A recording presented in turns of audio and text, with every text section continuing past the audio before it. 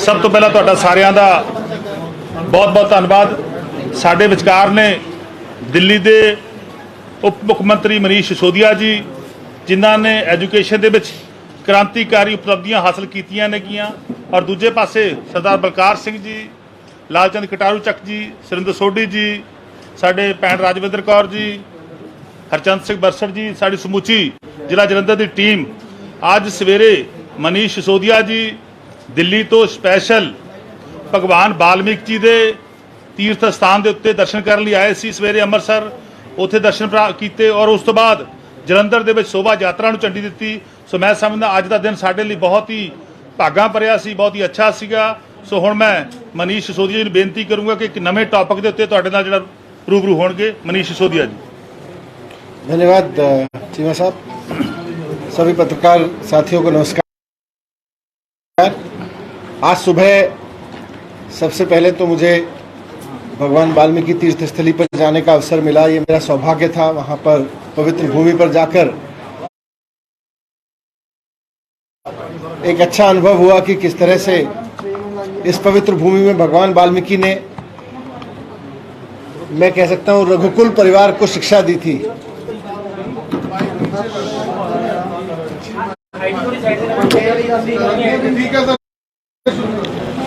तो जिस तरह से प्लीज शिक्षा दी थी, तो वो बहुत पवित्र भूमि है। वहां पर दर्शन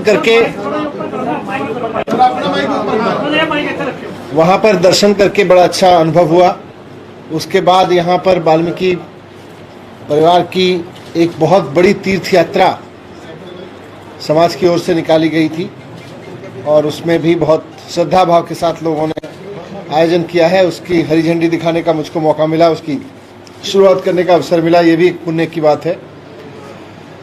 ये अवसर के साथ साथ अब मैं आपके सामने एक महत्वपूर्ण, पंजाब के एक और महत्वपूर्ण विषय पर कुछ तथ्य सामने रखना चाहता हूं कि किस तरह से मौजूदा पंजाब सरकार और पंजाब के मौजूदा मुख्यमंत्री पंजाब की जनता को पुनः झांसे में फंसा रहे हैं। आपको याद होगा कि 2017 में जब पंजाब के चुनाव हुए थे, राज्य विधानसभा के चुनाव हुए थे, तो उस समय कांग्रेस ने चुनाव से 3 महीने पहले रोजगार कार्ड बांटे थे।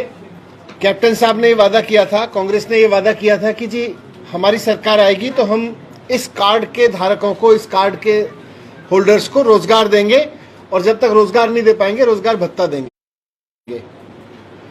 अब कांग्रेस को लोगों ने चुन लिया, कैप्टन साहब मुख्यमंत्री बन गए। 4.5 साल तक कांग्रेस ने, या कांग्रेस के नेताजी मुख्यमंत्री जी ने, एक बार भी जॉब कार्ड की बात नहीं की। जॉब कार्ड को भूल गए, वो रोजगार को भूल गए। वो पूरी तरह से रोजगार है, किसी विशेष संदर्भ में कहा है कि किस तरह से कार्ड देके लोगों के साथ झांसा किया गया था। अब कांग्रेस ने चन्नी साहब को मुख्यमंत्री बना दिया।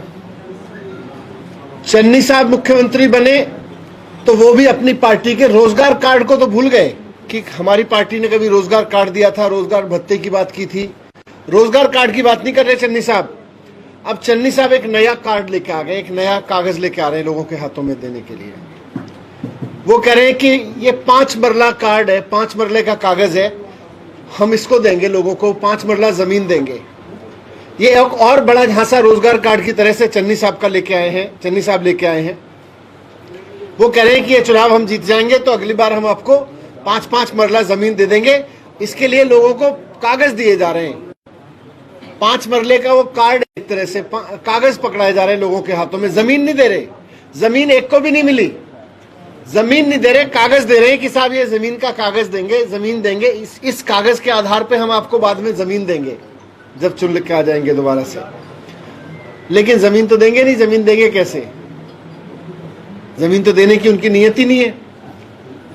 मैं पंजाब की जनता से कहना चाहता हूं कि जिस तरह से कैप्टन साहब का रोजगार कार्ड एक बहुत बड़ा झांसा था, एक बहुत बड़ा फर्जीवाड़ा था, चन्नी साहब का ये 5 मरले वाली जमीन का जो कार्ड आपके हाथों में दिया जा रहा है, वो जो कागज आपके हाथों में दिया जा रहा है कि वादा है, वो भी एक बहुत बड़ा झांसा है। एक भी आदमी को जमीन नहीं मिली है।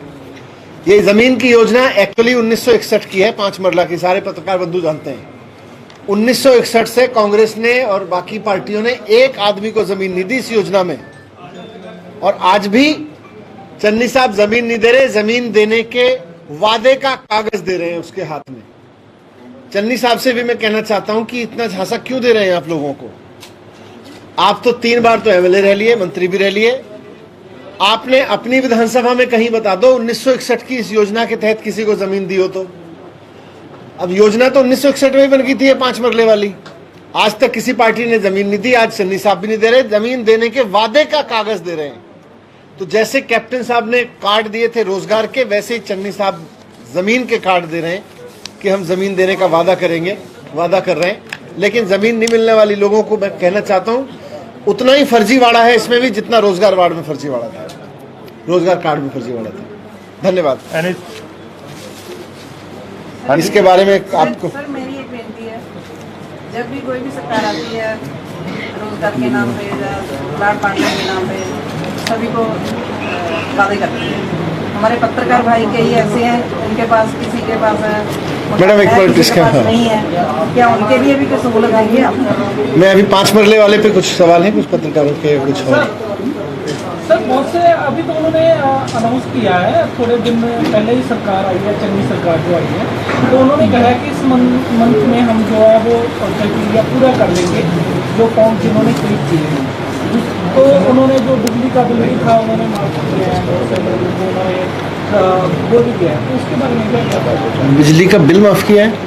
बोल रहे कि जो जिनके पेंडिंग, अभी बोल ही रहे ना, अभी तो करना चाहिए ना। लोगों के हाथ में 0 के बिजली के बिल आए तो बात बने ना। दिल्ली में 83% लोगों के बिजली के बिल 0 आते हैं।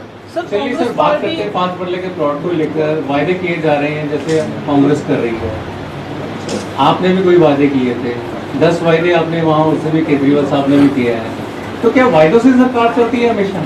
नहीं, काम करने से चलती है। और आज केजरीवाल जी ने दिल्ली में ये करके दिखाया कि जो हम कहते हैं उससे ज्यादा करके दिखाते हैं। दिल्ली में हमने जितने जितने वादे किए थे 5 साल में उससे ज्यादा करके दिखाया, और अभी भी जो केजरीवाल जी की गारंटी दिल्ली में है उनसे ज्यादा पे काम चल रहा है। सर कांग्रेस पार्टी कह रही है कि हमने सीएम दिया है एससी कम्युनिटी का, तो अगर आम आदमी पार्टी डिप्टी सीएम की हो, वो दिल्ली अभी उनकी सरकार है, टाइम रहता है, तो वो क्यों नहीं सीएम लगा देते हैं? तो देना, आम आदमी पार्टी के पास तो वहाँ 6 मंत्री होते हैं वहाँ पर। चलिए सोदी साहब बात करते हैं वित्त मंत्रालय की। जैसे हर बंदा वायदे कर देता है, सरकार वायदे कर देती है, आपने भी वायदे किए, बिजली का वायदा किया है, कई और वायदे कर रहे हैं, तो उसको लेकर पैसे कहाँ से आएंगे? बाद में बोलते हैं कि खजाना खाली है, सारे वित्त मंत्री ये बोलते हैं, तो बाद में केंद्र सरकार की तरफ इशारा जाता है, केंद्र सरकार नहीं दे रही, ये नहीं हो रहा, वो नहीं हो रहा, तो कैसे करेंगे आप मैनेज? खजाना इसलिए खाली है क्योंकि खजाना भरता है साफ सुथरी ईमानदार राजनीति से। कमीशन खाने से खजाना नहीं भरता। मिड डे मील में कमीशन खाएंगे और टैक्स इकट्ठा करने में पैसा बेईमानी करेंगे तो खजाना नहीं भरता। दिल्ली इसका अगला एक जीता जागता उदाहरण है अकेला, कि जहां 5 साल की सरकार में बजट हमारा 30,000 करोड़ से 60,000 करोड़ हो गया केवल 5 साल में। क्यों? क्योंकि ईमानदार राजनीति आई। तो लोगों का जो लोग तो टैक्स देते हैं, तो उसके टैक्स में इधर उधर चोरी हो जाती है। लोग तो ऐसा नहीं है कि आप बाजार से कुछ खरीद के लाते हो, आप बिना टैक्स के लाते हो। आप माचिस भी लाते हो तो टैक्स दे के लाते हो। अब वो माचिस का, तेल का, नमक का टैक्स आपका दिया हुआ वहां पहुंच रहा है कि नहीं पहुंच रहा, असली चोरी वहां है, और फिर उसके खर्च करने में चोरी है। एक बात, पेट्रोल डीजल की आप बात करते हैं, पेट्रोल डीजल जैसे बहुत महंगा हो गया है, तो क्या इसमें क्यों दिल्ली में भी महंगा है? नहीं, पूरे देश में महंगा हो रहा है। सारी दुनिया में सस्ता हुआ, सारी दुनिया में सस्ता हुआ, लेकिन हमारी केंद्र सरकार ने जो टैक्स लगाए हुए थे, मान लो 100 रुपए का था, सारी दुनिया में जब 80 रुपए का हुआ तो केंद्र सरकार ने वो 100 रुपए और 80 रुपए का बीच का टैक्स बढ़ा दिया। सर ये बताइए कि हम फ्री देने का ही वादा क्यों करते हैं कि बिजली फ्री देंगे, ये फ्री देंगे, उसे सस्ता क्यों नहीं करते ताकि सभी वहन कर सके, सभी को फायदा हो, सभी वर्गों को? देखिए, जनता के पैसे को चोरी करने से अच्छा है कि उससे उसको फ्री बिजली दी जाए। जनता के पैसे को, मंत्रियों के यहाँ बिजली फ्री मिलेगी, और आम आदमी अपने बच्चे को पढ़ाना चाहेगा, अपने घर में एक पंखा बल्ब चाहेगा तो उसको उसका पैसा देना पड़ेगा और मंत्रियों को फ्री मिलेगी जनता के पैसे से। ये तो ठीक नहीं है। ठीक तो यह है कि जनता टैक्स दे रही है और जनता टैक्स देती इसलिए है। लास्ट टाइम ऐसा हुआ था, लास्ट टाइम इलेक्शन आए ਇੱਕ ਵੱਡਾ ਮੁੱਦਾ ਰੁਜ਼ਗਾਰ, ਜਿੱਦਾਂ ਤੁਸੀਂ ਦੱਸਿਆ ਕਿ ਕਾਰਡ ਲੈ ਕੇ ਨੌਜਵਾਨ ਉਡੀਕਦੇ ਰਹੇ ਪਿਛਲੇ 5 ਸਾਲਾਂ ਤੋਂ, ਰੁਜ਼ਗਾਰ ਨਹੀਂ ਮਿਲਿਆ। इस बार आम आदमी पार्टी ਤੇ ਵੀ ਨਿਗਾਹਾਂ ਨੇ ਕਿ गारंटी देने जा रही है आम आदमी पार्टी रोजगार से लेकर। अरविंद केजरीवाल जी पूरी बात करके गए हैं उसके बारे में, और आम आदमी पार्टी के बारे में यह है कि जो बात करती है रिसर्च करके पूरा एक एक उस पर करती है। अरविंद केजरीवाल जी ने जितनी भी गारंटी दी है, जितने भी वादे किए हैं यहाँ पे, आम आदमी पार्टी की आने वाली सरकार उन सारे वादों को पूरा करेगी और जिस तरह से दिल्ली में उससे ज्यादा काम करके दिखाया, उन वादों से ज्यादा काम करेगी। सोचिए साहब, एक बात है, जैसे फ्री देंगे तो एक वर्ग को दे रहे हैं, तो बाकी लोगों को क्या फ्री देंगे आप बात फ्री की कर रहे हैं। दिल्ली में 400 सभी को दे रहे हैं। नहीं, सबको दे रहे हैं। नहीं, कैसे देंगे आप? पंजाब में क्या आप अनाउंसमेंट करते हैं सभी वर्ग को देंगे? हाँ, दो तो अनाउंसमेंट की नहीं, 300 यूनिट का, कितने यूनिट देंगे? 300 यूनिट।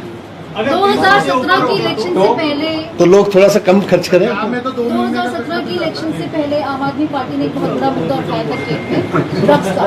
तो इस बार उस पर आम आदमी पार्टी की क्या, इस बार आप अभी जॉब कार्ड की बात कर रहे हैं और रोजगार की बात कर रहे हैं, क्या ड्रग्स भी एक मुद्दा रहेगा? ड्रग्स भी मुद्दा है पंजाब का।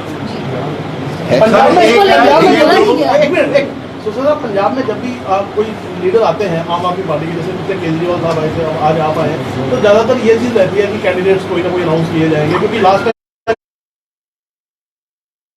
टाइम ये हुआ था कि कैंडिडेट्स जो थे वो लेट अनाउंस हुए थे, जिसकी वजह से ओपन पूरा नहीं हो पाया। और इस बार उम्मीद हमारी ये रहती है कि आप अनाउंस करोगे, लेकिन आप ऐसे चले जाते हो। कैंडिडेट जो